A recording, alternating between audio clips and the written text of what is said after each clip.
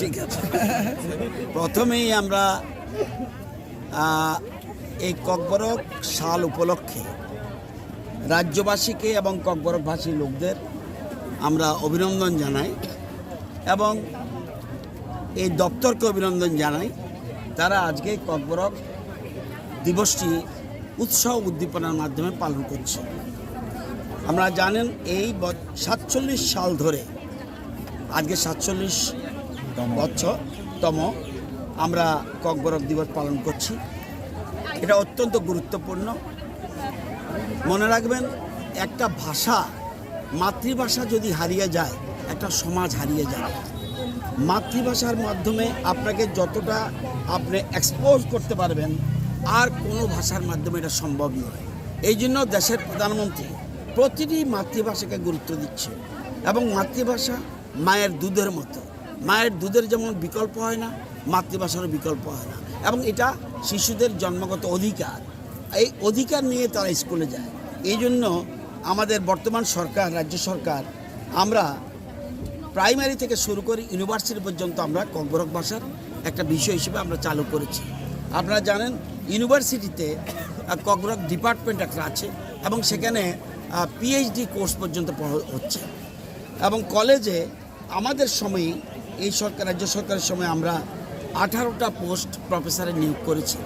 22টা post ছিল এবং এসসিদের জন্য 4টা রিজার্ভ ছিল।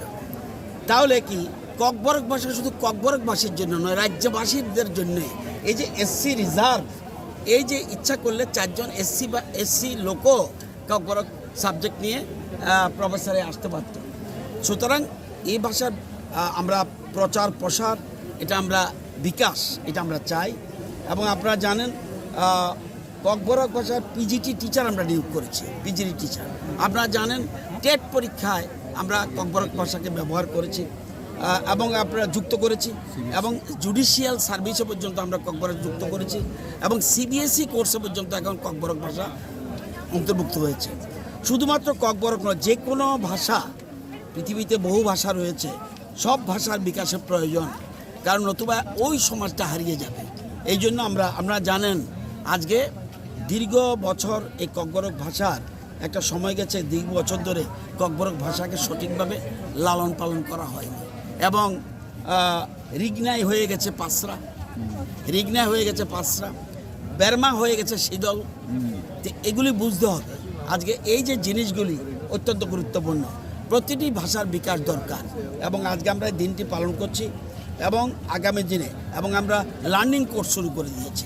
আমরা ইচ্ছা করলে যারা স্কুলে পড়াবে, টিচারদের পর্যন্ত যারা ককবরক ভাষী নয় বা ককবরক ভাষা জানে না, তাদের পর্যন্ত ককবরক স্টুডেন্টদের কীভাবে টিচিং করতে হবে সেটা পর্যন্ত শিখেছে এবং এমপ্লয়ি যারা আছে, তারা বিভিন্ন জায়গায় পোস্টিং হলো, এখন কাঞ্চনপুর পোস্টিং হলো, সেখানে কীভাবে কথা বলবে, সেই জন্য আমরা এমপ্লয়িদের জন্য কোর্স চালু করেছি এবং অনলাইন কোর্স পর্যন্ত রয়েছে। প্রত্যেকটি ক্ষেত্রে আমরা এই ভাষার বিকাশে আমরা গুরুত্ব দিচ্ছি। আগামী দিনে এই ভাষা আরও এগিয়ে যাবে, এটা আমার বিশ্বাস।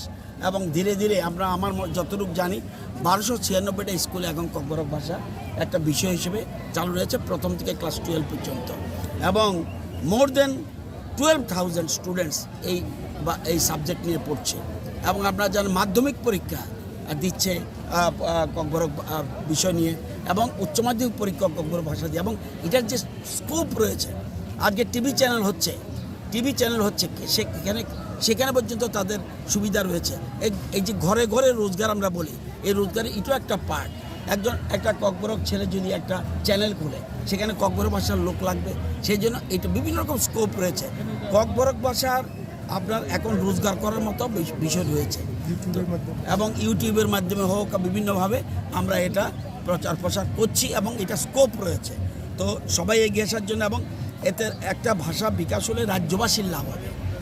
এবং শুধুমাত্র আমরা সবাই আহ্বান করছি, শুধু ককবরক ভাষারই লোক নয়, নিয়ম হলো নিজের ভাষাকে আপনি শক্তিশালী করুন, অপর ভাষার প্রতি শ্রদ্ধা করুন। এই জন্যে আমি আজকে এখানে এই যে আমরা বলি ককবরক সাল, বাংলাতে বলে ককবরক দিবস, এটা খুব প্রয়োজন এবং আমরা বলছি পালন করুন, পালাই দিই। এই যে কথাগুলি অত্যন্ত গুরুত্বপূর্ণ, হারিয়ে যাচ্ছে। এই জন্য আমরা 18 মোড়ার নাম, 18 মোড়া ছিল না, ছিল অন্য নাম, আমরা সেটাকে বড়মুড়া এই নাম ছিল না, এটাকে পরিবর্তন করেছি গন্ডা ছড়া, এটা গন্ডা তুইসা। আমরা এরকমভাবে আমরা প্রতিটি জিনিস হারিয়ে যাচ্ছিল, সেই হারানো জিনিসকে আমরা উদ্ধারের চেষ্টা করছি। আগামী দিনে আমার ডান দিকে রয়েছে অতুল দেববর্মা, উনি চেয়ারম্যান ককবরক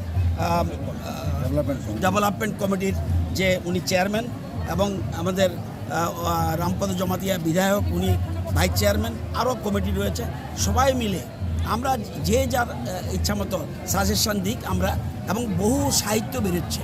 আমার জানা মতো 65টা বই বোধহয় প্রকাশিত করেছে বিভিন্ন সময়ে ককবরক ভাষার জন্য। তো সবাইকে যারা বুদ্ধিজীবী মানুষ রয়েছেন ককবরক ভাষীর লোক, তাদেরকে এগিয়ে আসার জন্য অনুরোধ করছি, আগামী যেন এই ভাষাকে আরও বেশি আমরা বিকশিত করি। স্যার, আপনি বলেছেন যে মাতৃভাষা হলো মায়ের দূরের মতন, তবে আপনারা সরকারের থেকে এখনো পর্যন্ত রোমান স্ক্রিপ্টে ককবরক লেখা হয়নি। এটা আরেকটা বিষয়, এটা আরেকটা না স্যার, বিষয়। যেহেতু ককবরক যেহেতু আমাদের এখন মেইন টার্গেট না না ঠিক আছে, এখন এটা একটা আমাদের টার্গেট মেইন জিনিস 8 শিডিউলে অন্তর্ভুক্ত করা গুরুত্বপূর্ণ। আমি যদি 8 শিডিউলে অন্তর্ভুক্ত না করতে পারি, আমার ভাষাকেই যোগ্যতা পাবে না। আমরা সেটা গুরুত্ব দিই। আপনার হরফটা আলাদা জিনিস, হরফ আলাদা জিনিস। হরফের জন্য একটা কমিটি রয়েছে, ইচ্ছা করলে আমি হঠাৎ করে একটা বলে দিলাম হবে না। সেজন্য ডিমান্ড রয়েছে, আমরা জানি। আমরা এই ডিমান্ডটাকে অশ্রদ্ধা করছি না, বিভিন্ন এবং বহু ডিমান্ড আছে, অশ্রদ্ধা করছি না। এবং হঠাৎ করে একজন বললো সাথে সাথে আমরা করে দেবো, এই কমিটমেন্ট বলাটা একজন মন্ত্রীর পক্ষে শোভনীয় নয়। আমরা বলছি আমাদের গুরুত্ব যেটা 8 শিডিউলে অন্তর্ভুক্ত করা।